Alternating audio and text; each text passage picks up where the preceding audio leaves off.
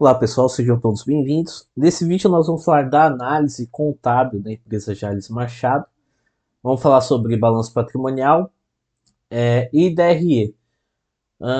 Começando aqui pelo balanço patrimonial, que é dividido em ativo total, passivo total e patrimônio líquido, a gente consegue verificar que o maior volume financeiro patrimonial da empresa é ativo, ou seja, são bens e direitos que ela tem a receber, caixa, estoque, contas a receber, créditos de impostos, estoque, ativo imobilizado, entre outros. E o segundo maior volume financeiro é passivo total, são as obrigações que ela tem a pagar, empréstimos, fornecedores, impostos, folha salarial. Mas a gente consegue verificar que o que a empresa tem de bens e direitos é superior ao que ela tem de passivos. E a gente tem um patrimônio líquido que é o capital investido pelos sócios e acionistas, e quando a empresa apresenta lucro, onde é alocado uma parte desses lucros aí visando o crescimento da empresa. A gente consegue verificar patrimonialmente a empresa está numa tendência de alta, vem no crescimento, o ativo da empresa vem crescendo, mas em contrapartida também o passivo da empresa vem crescendo e o patrimônio líquido deu uma estagnada, ou seja, o crescimento do ativo total da empresa está sendo através de recursos de terceiros e não com recursos próprios. É uma situação assim, para se preocupar a longo prazo, até para a empresa reverter essa situação, mas hoje a empresa tem mais ativos do que passivos, mas esse ativo está em crescimento, porque o que tá fazendo esse ativo crescer são os passivos.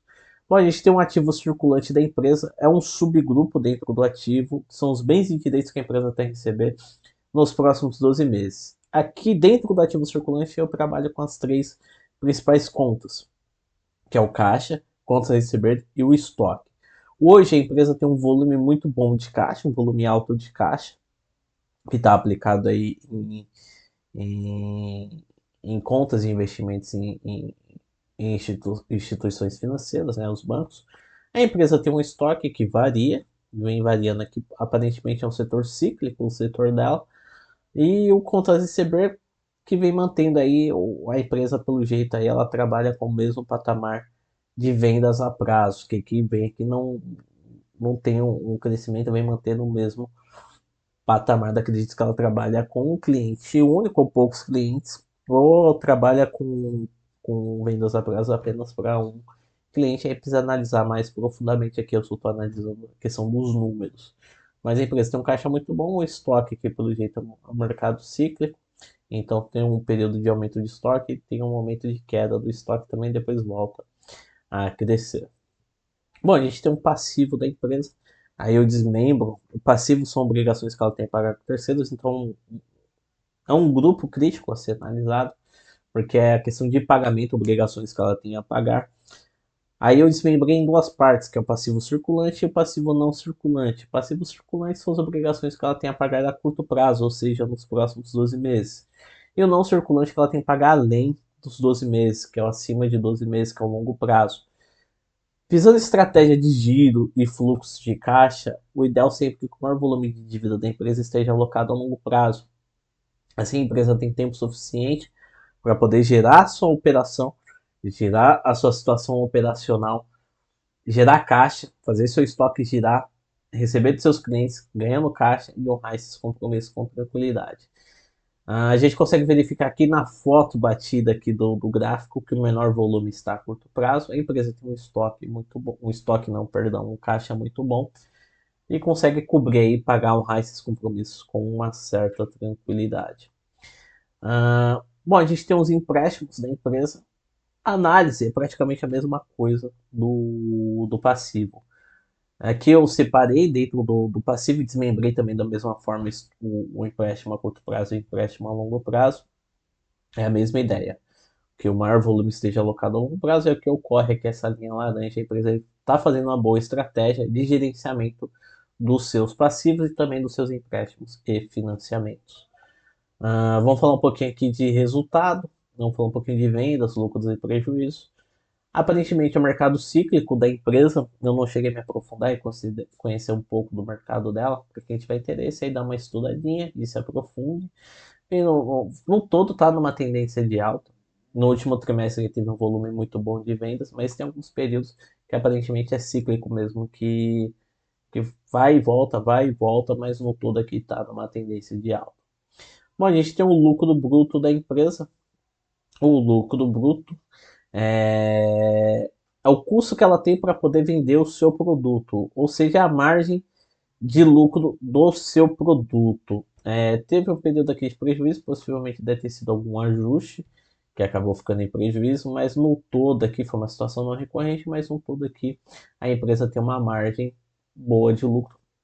Novamente, parece que é o mercado cíclico, tem um período que as vendas explodem, tem períodos que cai o volume de vendas da empresa, que acaba impactando aí no resultado bruto da empresa.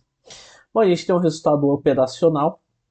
Aqui a gente pega todas as receitas, todas as despesas que envolvem a empresa, não só o custo que ela tem de vender seus produtos. Aqui a gente tem as despesas com vendas, ou seja, a margem que a gente tem do resultado bruto, a gente abate as outras despesas fora do setor produtivo, que aí envolve despesas administrativas, despesas gerais administrativas, como uso e consumo, material de escritório, contador, serviços prestados, por exemplo, instalação de câmera dentro da empresa, despesas com vendas, ou seja, marketing que ela tenha, utilizando rede social, algum outro tipo de mídia, ou seja, o custo que ela tem de vendas. Então a gente utiliza o resultado bruto para poder cobrir essas outras despesas que vêm logo a seguir, que são essas despesas gerais. Aqui eu fiz. Teve um período, sempre foi lucrativo o resultado operacional da empresa, ou seja, o resultado bruto sempre conseguiu cobrir essas outras despesas, que isso é muito bom. Teve esse período de prejuízo aqui, que foi uma situação não recorrente, mas logo voltou ao patamar de lucratividade. Não tem uma tendência definida, nem de queda nem de subida, mas no todo aqui vem mantendo esse patamar aqui horizontal. Fiz a composição do resultado operacional. A maior fatia aqui é as despesas. Deixa eu analisar aqui certinho. Tá. São despesas com vendas, 36%. Tem umas despesas gerais e administrativas, que é esses 22%, e tem umas outras, aqui em o azul são as outras receitas operacionais. São outras receitas, às vezes é venda de ativo imobilizado da empresa, que não tem a ver com o principal ramo de atividade, mas vamos supor, a empresa vende e gera uma venda através de algum ativo imobilizado ou alguma venda que não esteja relacionada ao principal ramo de atividade da empresa, que tem uma fatia muito positiva aqui, bem alta, que para quem tem interesse dá uma analisada e procura verificar o que seria essa fatia alta aqui. Mas em relação à despesa, a empresa aí está sendo o, a principal fatia aí em relação à despesa está com despesas com vendas, despesas gerais e administrativas. Bom, a gente tem o lucro e prejuízo do período, em que a gente pega todas as receitas menos todas as despesas. Aqui já entra receitas e despesas financeiras e o imposto de renda e contribuição social também, quando a empresa tem a obrigação de pagar. Normalmente é um mercado cíclico. Aparentemente o mercado dela é um mercado cíclico, é o que os gráficos estão me dizendo. Eu não me aprofundei como que é o mercado da empresa, mas vem aqui de umas altas e baixas, alguns períodos de lucro, alguns períodos de prejuízo. E o último trimestre aqui foi de prejuízo, aí tem que verificar aí se a empresa vai manter ou vai conseguir recuperar e voltar a ter lucro, lucro no período, ver se mantém alguma tendência, mas aparentemente, analisando desde 2020, a empresa aí não consegue apresentar nenhuma tendência de lucratividade, nem lucro líquido e nem o lucro operacional.